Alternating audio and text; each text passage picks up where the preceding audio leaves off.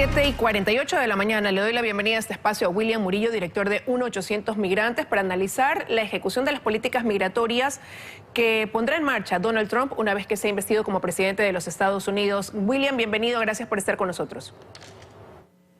Liz, buenos días, muchas gracias, siempre un gusto estar aquí, un cordial saludo a todos los ecuatorianos. Hay preocupación sin duda en todos los extranjeros que hoy no tienen un documento ni de residentes ni de ciudadanos norteamericanos ante los anuncios de lo que hará Donald Trump una vez que llegue como presidente, se invista como presidente en cuanto a la migración ilegal. Ha dicho que en un año va a deportar, en el primer año deportaría a 1 millón de personas que están bajo esta situación de ilegalidad. ¿En qué contexto pone esto a los ecuatorianos que están precisamente sin papeles hoy en Estados Unidos? Bueno, yo creo que si es que el presidente Trump está indicando que va a deportar a 1 millón de personas, podría ser posible, pero no más. Porque estamos hablando de que acá en Estados Unidos, por ejemplo, ya existen 1.8 millones de personas detenidas en las distintas prisiones de Estados Unidos. Entonces no hay suficiente espacio como para poner a 11 millones de indocumentados. Logísticamente no tienen los recursos, no hay las personas. Y otra cosa importante, Liz, es que hay muchas personas que van a poder pelear sus casos.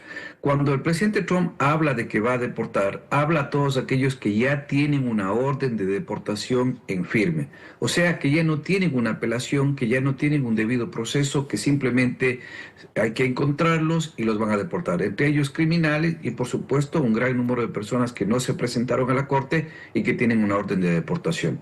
Esto hay decenas de miles de ecuatorianos. Bueno, y él ha marcado diferencias porque también ha dicho que, por ejemplo, aquellos extranjeros que estén estudiando, que terminen la universidad, sí recibirían la Green Card, que es la tarjeta que los acredita como residentes de los Estados Unidos. Bueno, eso es una muy buena opción y yo creo que si es que lo hace va a atraer mucho talento en primer lugar y luego vamos a ver si es que esto realmente es una vía hacia la legalización. Recordemos que acá en Estados Unidos la educación no es gratuita. Y si es que estamos hablando de que vas a tener que conseguir un título universitario, son costos y costos que representan un dinero muy importante.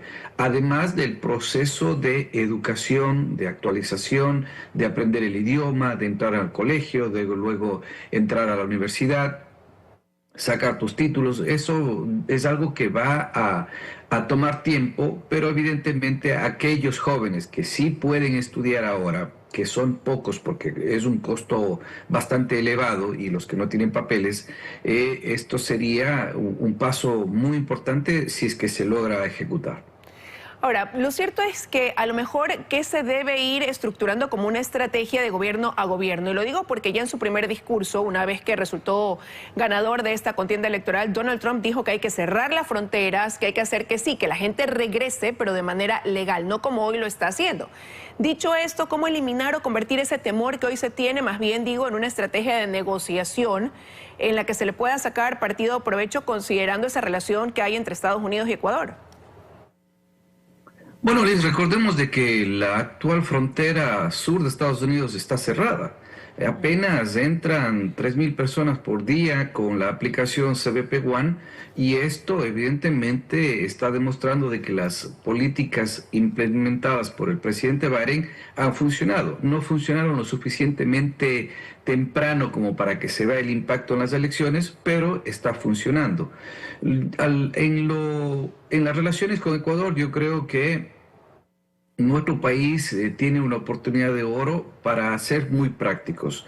Trump es una persona con una mentalidad mercantil, comercial, que quiere resultados inmediatos, pero que también entiende de que hay muchas cosas que, aunque él quisiera hacer, no va a ser posible, como por ejemplo la deportación de millones de personas solicitantes de asilo, por ejemplo, que han llegado en los últimos años, que han puesto su asilo y aunque los detengan y los quisieran deportar, no lo pueden hacer, Liz, precisamente porque la ley prohíbe deportar a aquellas personas que todavía no tengan una resolución por parte del juez de migración. Entonces, es algo que Ecuador debería organizar muy cuidadosamente, no solamente en el ámbito comercial, porque nosotros venimos escuchando ámbitos comerciales desde las últimas 3 administraciones presidenciales, y si es que sigue siendo el tema comercial y de seguridad como la única prioridad, entonces los migrantes quedamos desamparados, prácticamente explotados, y yo creo que el gobierno ecuatoriano sí tiene que hacer esfuerzos adicionales para implementar la política migratoria, el tema de migrantes en las mesas de negociación. Ahora, hay un tiempo que durante mucho tiempo los migrantes, a usted lo he escuchado también, impulsarlo, y tiene que ver con que se dé paso al TPS, que es este estatus de protección temporal para ciudadanos extranjeros, en los que entrarían los ecuatorianos y que les daría tranquilidad de permanencia de residencia al menos durante 18 meses. ¿Por qué este tema ha sido tan difícil de ejecutar? ¿Por qué no prospera, considerando que la actual administración Joe Biden todavía tiene más o menos menos de 2 meses, sí, porque el 20 de enero será ya la toma de posesión de Donald Trump, pero hay tiempo todavía? Hay tiempo, y yo creo que el presidente Noboa y su administración tienen una oportunidad de oro para darle el último empujoncito. Si no se pudo hacer el TPS antes fue porque se consideraba que era un tema espinoso en política. A la larga estamos mirando de que la problemática migratoria es mucho más grande que un TPS, es mucho más grande que un solo discurso político, sino que es algo gigantesco que tiene que ser resuelto acá en Estados Unidos. El TPS para los ecuatorianos, creo yo, sin duda, sería un espaldarazo al presidente Noboa, sin lugar a dudas, y esto provocaría que los ecuatorianos no estén en ese limbo o en ese miedo de que van a ser deportados. ¿El presidente Biden lo puede hacer? Claro. El presidente Noboa, ¿qué puede hacer? Conversar directamente con el presidente Biden. Obviamente, al ser Ecuador un país socio estratégico, el presidente Trump no creo que se vaya a molestar, al contrario, nos daría 18 meses a la administración del próximo presidente, si es que es el presidente Noboa o el próximo presidente de Ecuador, nos daría por lo menos 18 meses adicionales para volvernos a sentar a ver cuáles son los caminos reales para la regularización total de los ecuatorianos y no solamente el estatus de protección temporal. Así que yo sí creo que el presidente Noboa, en estos últimos meses, semanas que le toca al presidente Biden, empujar el tema del TPS sería algo muy, pero muy beneficioso para los migrantes ecuatorianos en Estados Unidos y para el país, porque esto generaría inclusive mayores ingresos al Ecuador. Ahora, todo lo contrario sería recibir a 200.000, 300.000, medio millón de ecuatorianos en el Ecuador, y a dónde van, cuáles son las propuestas que tiene el gobierno ecuatoriano para reactivar, para recibirlos, para ponerlos a trabajar a los ecuatorianos que regresarían deportados. Es complicado. Y hay 2 preguntas sobre lo que usted ha dicho. Primero, si se firmara este TPS, ¿cuántos ecuatorianos hoy se beneficiarían de esto?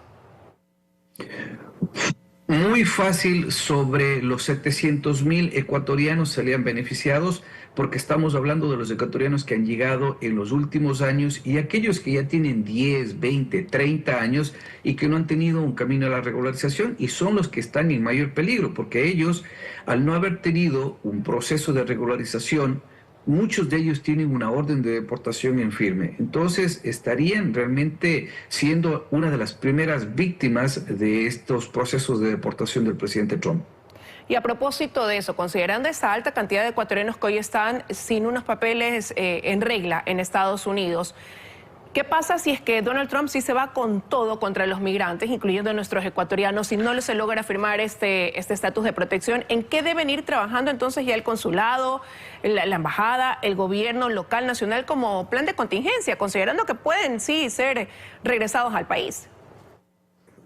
Bueno, lo que yo he escuchado ya por parte de algunas autoridades de la Cancillería es que se están preparando en los consulados, en la embajada, precisamente para este escenario de lo peor. Sabemos que ya están organizándose para el tema de pasaportes, quizás para pasaportes de emergencia, y teniendo o preparando al personal consular para una posible avalancha de ecuatorianos que están siendo deportados. Pero eso no es suficiente. Yo creo que es mucho más práctico hablar de gobierno a gobierno, hablar de gobierno, del gobierno del presidente Noboa con su equipo de sucesión para mostrarle nuestros problemas, no solamente en tema de seguridad, sino también en tema de una estabilidad económica. Si es que hay una estabilidad económica y de progreso en nuestro país, no va a haber migración. Pero si es que regresan 500.000 ecuatorianos, una que se cae las remesas de Ecuador, va a tener un impacto negativo en la economía. Y luego está el impacto en las economías locales. Cientos de cantones, de parroquias que reciben millones de dólares en remesas se verían afectados. Entonces aquí no solamente depende de la Cancillería del gobierno ecuatoriano para ese plan de contingencia, también los gobiernos seccionales, los municipios locales, las juntas parroquiales, las prefecturas, deberían estar preparándose con planes de contingencia en un escenario en donde, ¿qué hacemos si regresan 100.000, 200.000 personas al Ecuador, o 500.000 de personas al Ecuador? ¿Cuáles son los espacios para poderlos utilizar sus capacidades?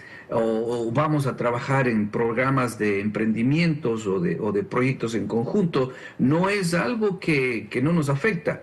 Afecta directamente las decisiones que se tomen en Washington, pero también afectan directamente las decisiones que se tomen en Quito para beneficio de los migrantes acá en Estados Unidos. Gracias, William, por haber estado esta mañana con el análisis de este importante tema. Que tenga un buen día. Muchas gracias.